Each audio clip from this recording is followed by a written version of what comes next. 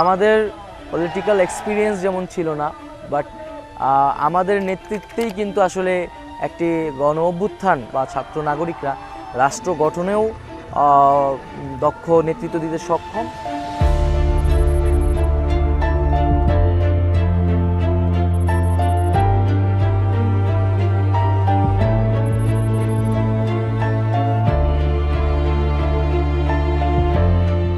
কেবল নির্বাচন করাটাই কিন্তু তার কাজ না, যেটা আমরা তত্ত্বাবধায়ক সরকারের ক্ষেত্রে দেখি।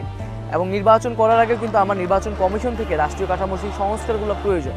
তাই নির্বাচনের আগে আমরা সেই যে পুনর্গঠন রাষ্ট্রের বা কাঠামোর সংস্কারগুলো, সেটাকে বেশি মনোযোগ দিচ্ছি এবং এই সংস্কারের ভিতর দিয়ে